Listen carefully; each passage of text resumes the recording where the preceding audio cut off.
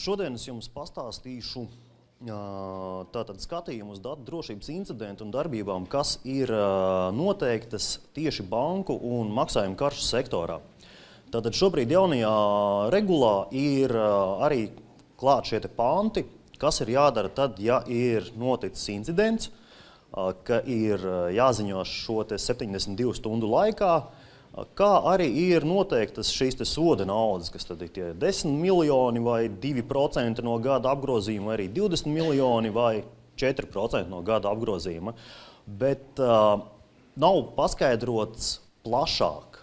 Tie divi panti, kas ir pietiekoši īsi un vēl nav papildus tā informācija, kas tad tieši būtu jādara un kādas būtu vēl papildus darbības. Tāpēc mēģināšu tagad pastāstīt to, kā tas izstāsta no maksājuma karšu puses, jo mums, tātad bankām un visiem tiem, kas strādā ar maksājuma kartēm, ir ļoti konkrēti noteikumi, kuriem ir jāseko un kas arī tiek prasīti no mums, lai mēs viņiem sekotu. Tātad, īsu ievadu.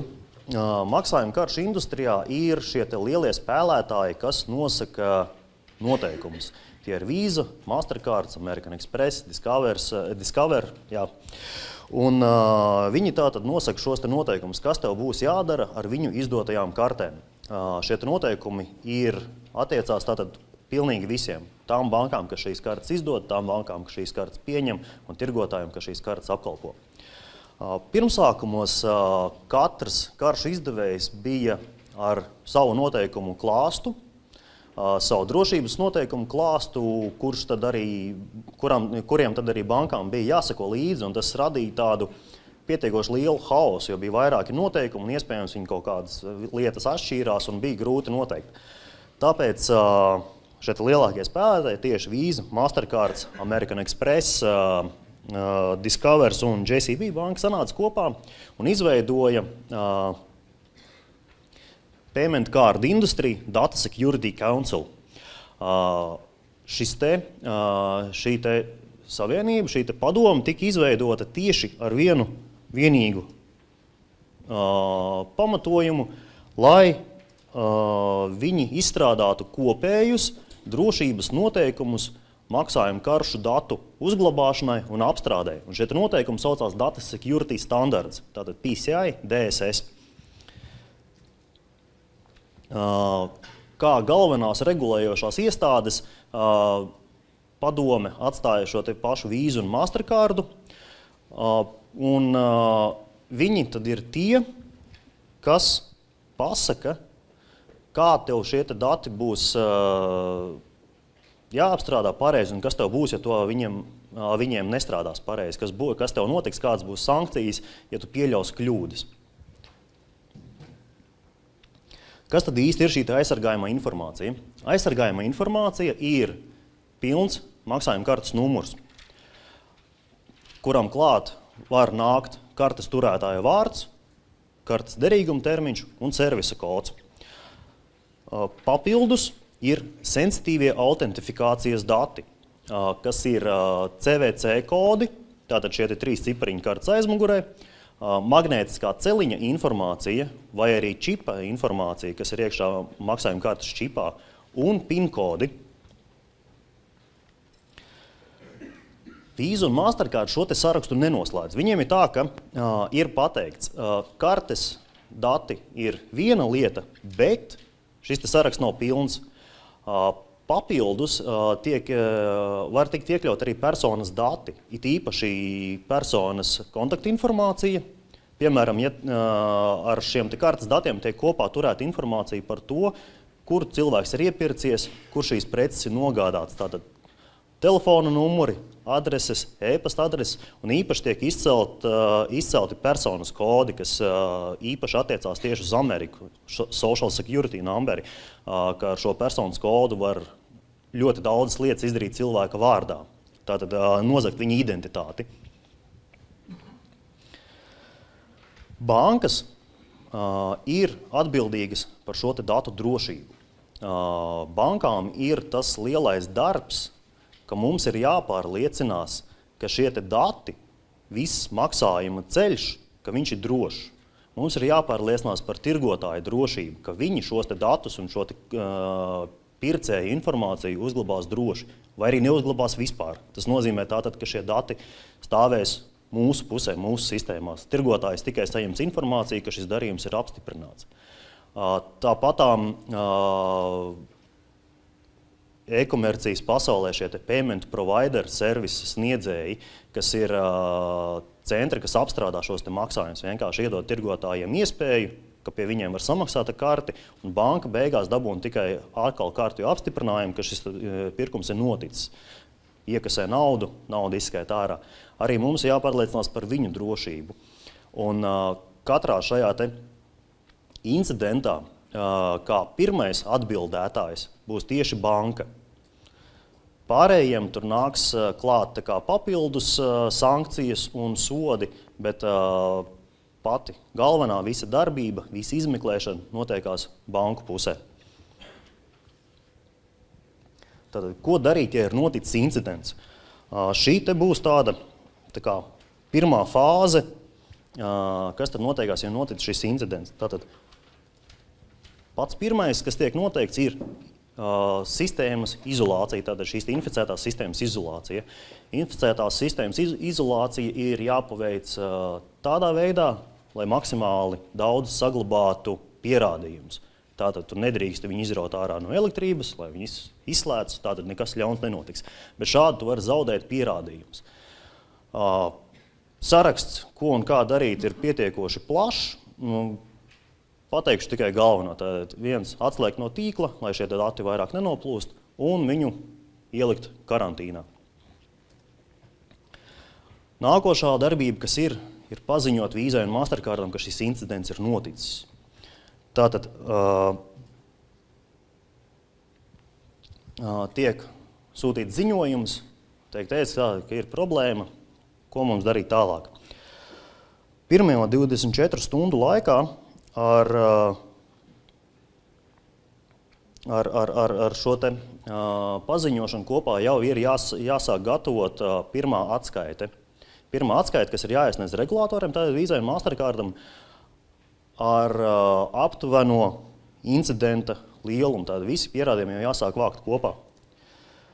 Tātad 48 stundas pēc paziņošanas šī atskaite ir jāiesniedz.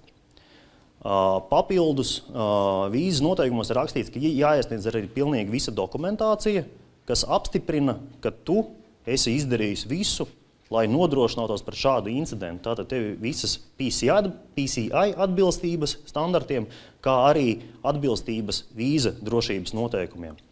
Tātad šo visu dokumentāciju iesniedzam.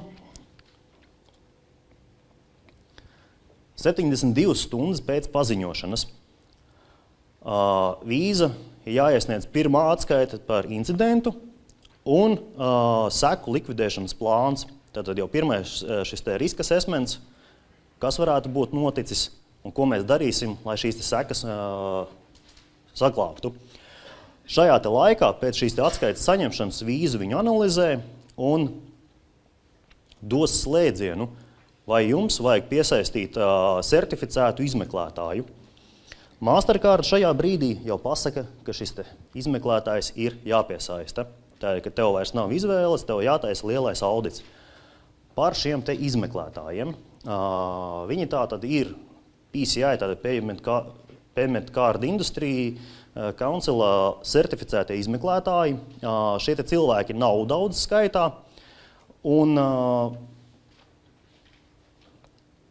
šajā viņi ir, var teikt, vienīgie, kas ir, kuriem ir dota atļauja, kas ir pietiekoši kompetenti, lai šos negadījumus izmeklētu. Papildus pie mazākiem incidentiem, kas, piemēram, notikuši kāda tirgotāja vietā, piemēram, kaut kāda nelielā lauku bodīte ir, kurai noticis šis incidents, viņi drīkst piesaistīt arī ne šos izmeklētājus, bet tad viņiem ir jāprasa īpaši atļauja Vīzai, un Vīza šo izmeklētāju apstiprinās, paskatīsies, teiks, jā, labi, jūs viņu drīkstat piesaistīt, tas drošības līmenis nav tik augsts, un viņš varēs ar to strādāt. Tā, nākošā fāze tā tad jau sākās. kad šis izmeklētājs ir piesaistīts. Tātad šī incidenta izmeklēšana. Ja Vīza lūdz piesaistīt certificētu izmeklētāju. Šis izmeklētājs ir jāatrod 5 dienu laikā. Tātad tev ir dots maksimāli 5 dienas, lai ar šo izmeklētāju jau noslēgtu pirmo līgumu, ka viņš nāks pie jums un veiks šo auditu. Nevēlāk kā 10 dienas pēc šī cilvēka atrašanas, ar viņu ir jau jābūt parakstītam līgumam, ka viņš šo auditu tātad veiks. Un auditoram, šim izmeklētājam, ir jābūt jūsu iestādē nevēlāk kā 5 dienas pēc līguma parakstīšanas. Tātad nevēlāk kā 5 dienas pēc līguma parakstīšanas viņam ir jāuzsāk šis audits fiziski šajā vietā. Kad izmeklētājs darbu ir uzsācis jau, 5 dienu laikā ir jāiesniedz pirmā atskaite, kurā jau tiek atainota reālā situācija, cik liels ir bijis incidents un kas tieši ir noticis, cik daudz šie dati ir noplūduši.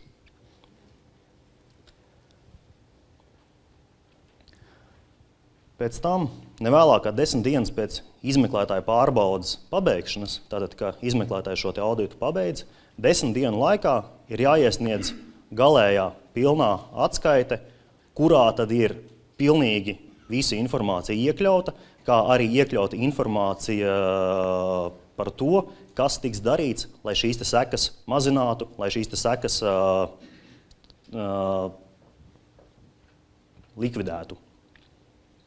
Tātad, ko banka darīs? Bankas darbības plānu. Paralēli Mastercard šo izmeklētāju nosaka, ka viņš jāpiesaista jau 72 stundu laikā pēc incidenta izmeklēšanas. Tātad 72. stunda pienāk, ka mēs iesniedzam visus pierādījumus. Pirmo atskaiti iesniedzam Mastercardam. Mastercards jau tad saka, tanī brīdī, jau, kad tu esi iesniedzis atskaiti, piesaisti izmeklētāju. Tātad 2 dienas pēc izmeklētāja piesaistīšanas par faktu paziņot Mastercardam, tātad aizsūtam viņiem vēstuli, sakam, izmeklētājs ir klāt, audits ir uzsākts. 3 dienas pēc auditora atbraukšanas un audita uzsākšanas jāiesniedz ir šī pirmā atskaite. Pirmā atskaite jau no auditora, kur ir aptuvenais incidenta lielums norādīts. Tālāk, 20 dienu laikā pēc darba uzsākšanas, tātad auditoram ir 20 dienas. 20 dienas laiks, lai šo auditu paveiktu. 20 dienas pēc izmeklētāja darba uzsākšanas jāiesniedz Mastercardam šī pilnā atskaita jau. Tātad gala atskaita lielā, kur ir visi pierādījumi, visa informācija, visa incidenta apjoms aprakstīts un klāt vēl plāns, kā tiks likvidētas sekas. Tālāk tad. Incidenta sekas. Bankām pārsvarā šādos incidentos ir 2 veidi sekas. Pirmā seka ir finansiālās sekas. Tie ir sodi un šis tātad klientu sūdzības un viss tas, pa ko ir jāsamaksā. Otrā lieta ir reputācijas sekas, jo jebkurā gadījumā reputācija tiek zaudēta šādos incidentos.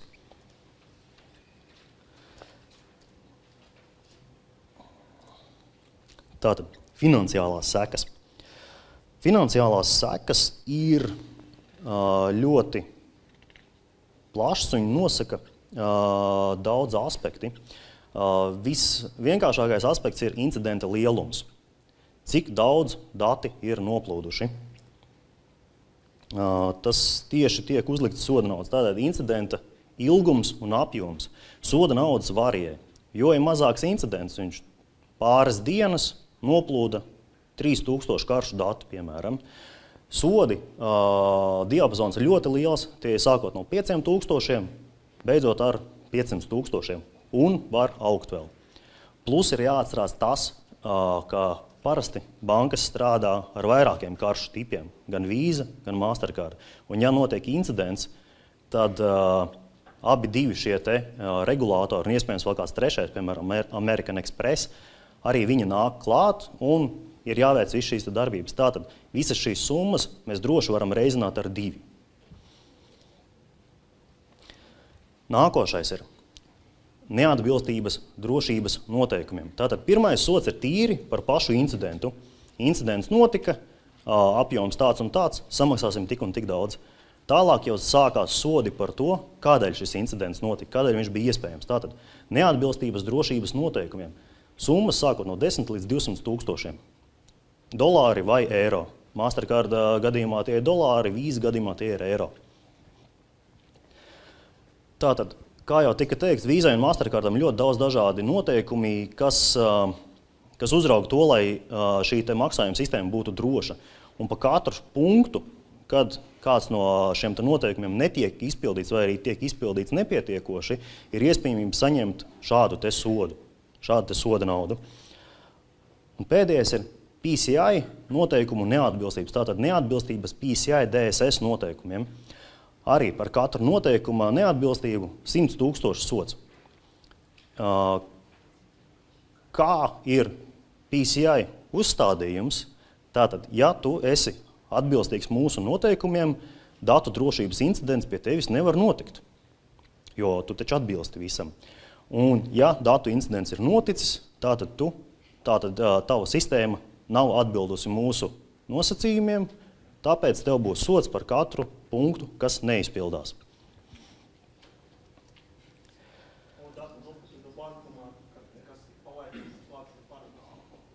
Būs jautājums. Tātad nākošā finansiālā seka ir tā saucamais fraud un chargeback liabilities. Tātad klientu sūdzības un krāpnieciskie darījumi. Pēc šī incidenta tie klienti, kuru dati ir noplūduši incidentā, un tās bankas, kuru dati ir noplūduši incidentā, banku klientu informācija, viņiem uzreiz tiek dotas 100% iespējas iesniegt sūdzību par visiem zaudējumiem.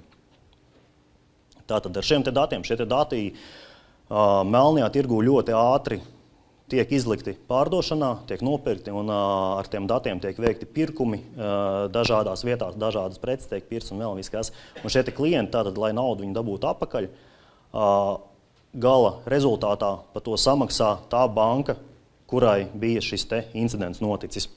Tātad šeit tās summas ir gandrīz vai nenosakāmas. Ja mēs paņemam, ka ir noplūduši 1000 karšu dati, katru karti pārdod, ar katru karti tiek nopirkts 1 iPhone, vai 2 iPhone, vai 3 iPhone. Tātad tā summa var izaugt arī ļoti milzīgos apmēros. Nākošie, kas ir tādi vismazākie izdevumi jau, tie ir tātad izdevumi par izmeklētāju piesaistīšanu un Visa un Mastercard auditoru izdevumu. Tātad tas ir gan samaksa par apmeklējumu, kas ir kaut kādas vienreizējās maksas. Tad mēs braucam pie jums taisīt auditu, jums tas maksās tādu un tādu summu. Parasti tas ir vairāki 10 000. Tās ir ceļojuma izmaksas un tās ir uzturēšanās izmaksas.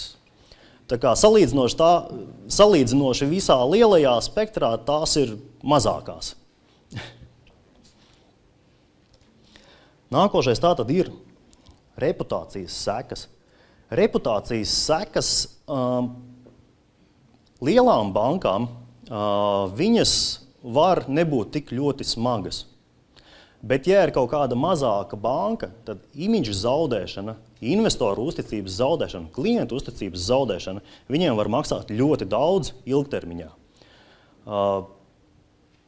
Nevarēšu dot piemēru, kad kāda banka ir tikusi slēgta pēc šāda incidenta, bet viennozīmīgi biznesa ziņā viņiem tuvākos gadus iet ļoti grūti. Un, kas saistās ar tirgotājiem, tātad, ja tirgotāju pusē notiek šis incidents, tad arī atbildību nes banka, bet uz tirgotāju arī ir atbildība, jo viņam arī iet cauri auditi, viņam iet sodi par apjomu, tātad šo nozaudēto datu apjomu, un ja bankai šādas summas vēl ir teorētiski iespējams samaksāt, tad kādam uzņēmumam tas nozīmē viennozīmīgu bankrotu. Tā kā vēl viens iemesls, kāpēc, lai nopietni attiektos pret datu drošību.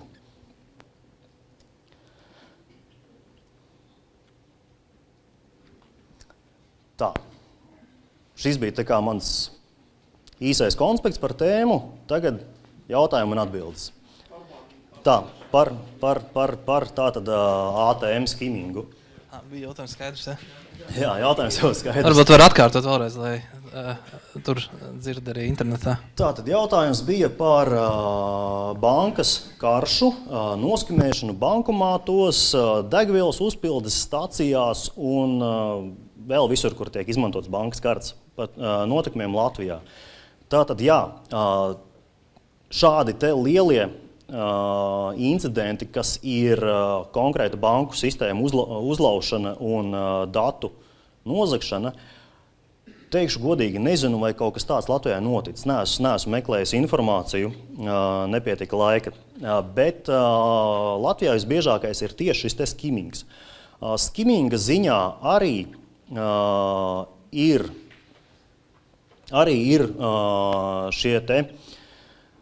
šī te izmeklēšana. Kāpēc viņš noticis, kā viņš noticis, bet šie te sodi ir daudz maigāki un mazāki, jo nav teiksim, notikusi ielaušanās pašā sistēmā, bet ir tā kā ārējais faktors, kur tā karte ir noskimēta.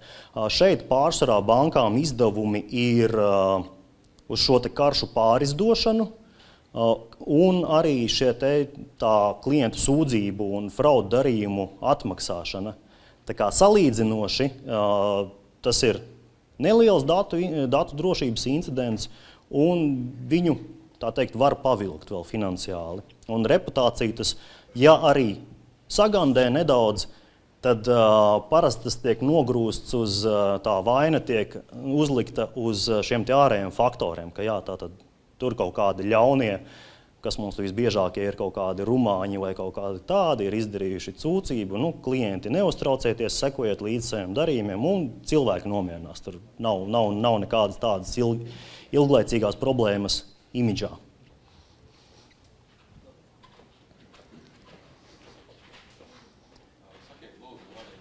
Drošības incidents var sākties ar bankomāta zādzību, kad tiek nozagts vesels bankomāts. Bankomāts neuzglabā informāciju. Viņš neuzglabā šo sensitīvo informāciju. Viņai ir iekšā nauda un tādas lietas, jā, tas ir īpašuma zādzība. Tā ir īpašuma zādzība vairāk, bet bankomāts šo te karšu datus neuzglabā. Viņā tā informācija nav iekšā, līdz ar to tas ir incidents, bet ne šāds.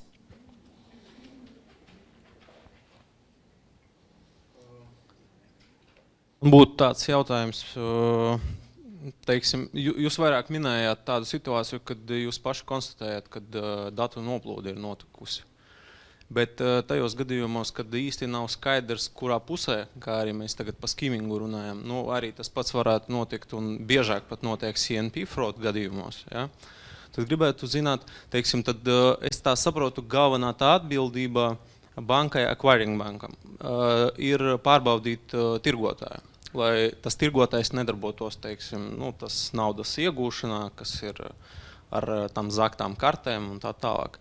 Bet kā vispār tas incidents, teiksim, vai tur ir lielāks tā izmeklēšana, tur iesaistīta gan issuing banka, gan acquiring, kā tas process viss notiek, kad nav skaidrs, kurā pusē tie dati ir aizgājuši? To arī noskaidro tātad šis te audits pirmais. Kā jau teicu, tas process ir garš un sarežģīts. Pirmais tātad viennozīmīgi pirmā pazīme, ka kaut kas ir noticis, ir šie te common point of purchase, ka tiek meklēti karšu lietotājiem, kuriem ir parādījušies šie te krāpnieciskie darījumi, tie paši tātad e-komercijā. Šie krāpnieciskie darījumi kaut kur sāk parādīties, un tad izdevēja bankas, šo te lietotāju bankas, viņas sāk skatīties, kur šīs kartes bijušas vienā punktā. Un tad sāk skatīt uz šo te vienu punktu, kā šis te punkts tiek atrasts, tātad kopējais pirkuma punkts, šis te tirgotājs. Tad sākās šī te pirmā pārbaude, un tā pirmā pārbaude ir tāda, ka šī te tirgotāja bankai tiek nosūtīts paziņojums. Tātad, labdien, jums ir problēma, izmeklējiet to lūdzu. Un arī sākās tās pirmās 24 stundas sākās šī incidenta izmeklēšana, skatīts, kas tur notiekās. Un šo pirmo atskaiti iesniedzot regulatoriem, tad arī tiek nolemts, kurā pusē tad tālāk meklēt. Un tad notiekās arī sākās šis audits, jo viena puse sāk skatīties uz tirgotāju, tātad kāpēc tirgotājiem tas ir noticis, bet otra puse atkal otrā ziņā skatās uz banku, kāpēc tu šādu tirgotāju esi pieņēmis un neesi pārliecinājies par viņa drošību. Tā kā tur ir tāds ļoti plašs process tas viss. Jā. Lieta ir tāda, ka ar kartēm, teiksim, viss ir skaidrs, jā, jo tā PCI DSS, tas standarts jau kādu laiku ir ieviests sen, spēles noteikumi ir daudz maz skaidri. Gribētos, protams, pievērsties, ja mēs runājam par digitālo nākotni, ja, elektroniskai naudai un mobīliem maksājumiem. Jo šeit, tā es saprotu, nav tādas, kā, teiksim, industrijas tā standartā, lai tādus incidentus varētu izskatīt. Vēl interesantāk ar Bitcoinu vispār ir. Kā jūs uzskatāt šos divus momentus, to elektronisko naudu un kriptovalūtas? Tātad ar elektroniskajiem maciņiem tāds grūts jautājums. Tas ir tāpēc, ka pat Visa un Mastercards vēl nav pozicionējuši savu nostāju saistībā ar elektronisko naudu, ar kriptokurencijiem. Viņiem vēl nav neviena dokumenta, kas noteiktu, kā tev ar viņu jārīkojās. Šis te jautājums tika uzdots Visai, pats viņu uzdevu pirms mēneša. Uzdevu jautājumu, vai ir kaut kas, kas to regulē. Viņi teica, ka vēl nav. Līdz ar to tā kriptovalūtu tēma ir vēl pietiekoši pelēka. Tur viņai vēl nav nekāda regulējumi. Un man ir grūti spriest, kas notiksies tajā brīdī, ja šī kriptovalūta tiek nozagta. Precedenti ir jau pietiekoši daudz, vairākas kriptovalūtu biržas ir nokritušas, tā teikt, tā nauda ir pazudusi, ir aizgājusi. Un, cik es zinu, tad viņi tiek izmeklēti kā standarta naudas saistītie noziegumi, ka tas nav bijis īsti kā maksājumu karšu tēmā, bet vairāk jau tā kā finanšu tēmā. Tā kā finanšu noziegumi tiek izmeklēti. Labdien! Jautājums būtu pastāstīt, ja jums ir informācija un varbūt no savas pieredzes par to, kāda ir praksa tieši ar šo. Viens tas, kad incidents notiek un saņem banka potenciāli sankcijas, bet kā notiek, piemēram, vai bieži izdodas arī pašu vainniekus, kas ir, piemēram, ar skimingu nodarbojušies vai kādā citādākā veidā uzlauzuši bankas programmu, vai viņi bieži tiek notverti arī? Kāds jau vienmēr tiek notverts, vainīgais tiek atrasts. Tādas situācijas, kad paliktu nesodīti, īsti nav. Iespējams, ka ir ilgāks laiks, kamēr šo vainnieku atrod. Pa piemēru mēs varam ņemt pēdējos data breachus, kas ir notikuši Amerikā. Tātad šie skaļākie, kas ir Target data breach un vēl tātad visas tās viesnīcu ķēdes uzlauztās. Tās gala vaininieki šeit ir atrasti. Gala vaininieki ir atrasti to personu, tajās personās, kas ir izstrādājuši šos te trojānus un tārpus, kas šo te informāciju nozaga, kas šo te informāciju ļāva nozagt. Vairāki Krievu hakeri ir notiesāti Amerikā šobrīd. Ja nemaldos, tad pēdējais tika notiesāts kaut kad pagājušo mēnesi beigās vai tā. Konkrēti nepateikšu, jo šobrīd neesmu šo informāciju, teiksim, pārlasījis, neesmu sekojis līdzi, diemžēl.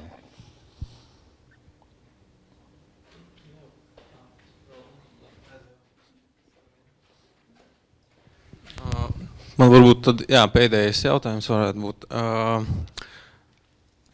Tagad tās kartes, teiksim, tā identifikācija un autentifikācija bija bāzēta uz PIN kodu. Bet tagad, cik jau zināms, Mastercard mēģina to pilotu projektu jau sāka, selfie maksājumus. Kā tas varētu ietekmēt to datu aizsardzību, jo, teiksim, šeit cilvēka biometriskie dati paliek par maksājumu neatņemamo sastāvdaļu.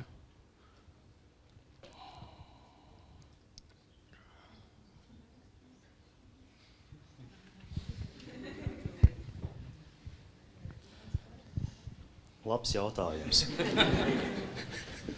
Es diemžēl par biometriskajiem datiem un šīm te jaunajām sistēmām tēmu es saprotu, bet sniegt kaut kādu viedokli, kā tas izmainīs maksājumu pasauli, es diemžēl nespēšu. Tā kā atvainojos, nevarēšu atbildēt uz jūsu jautājumu. Nu, nākošgad. Labi, paldies par runu.